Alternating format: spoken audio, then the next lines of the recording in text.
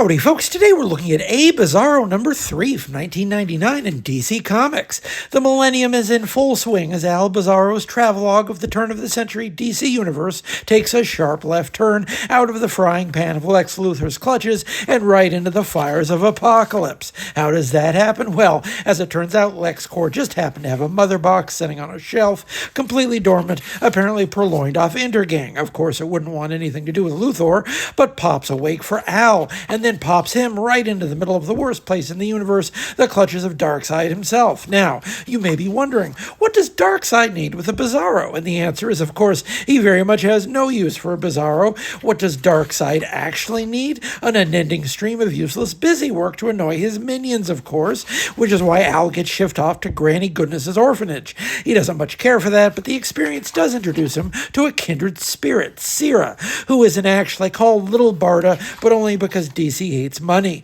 Turns out they share a passion for music. The only part of her education Sira takes any interest in is her lessons on the ancient apocalypse, and together with Al, they make some kind of music while hatching a plot to escape Granny's orphanage. There's another joke here as well, in the well-established and repeated fact that the only person to ever previously escape from the orphanage was scot-free, aka Mr. Miracle, and the story then shows us Al and Sira escaping on a whim after they managed to locate their missing mother box.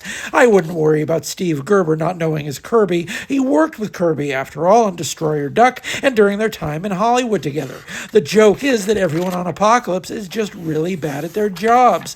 Leave it to Gerber to point out the obvious fact that even the most terrifying totalitarian regime in the universe would still be built on a foundation of inescapable incompetence.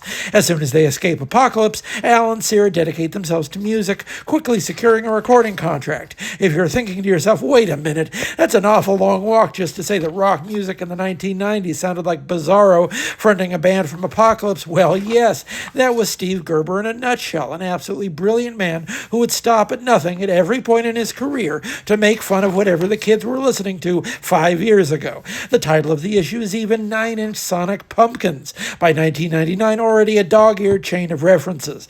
That was deep in the era of pre-manufactured boy bands shipping millions of CDs. Ultimately, Gerber would get around to the boy bands only 3 years after the fact in 2002's Howard the Duck revival.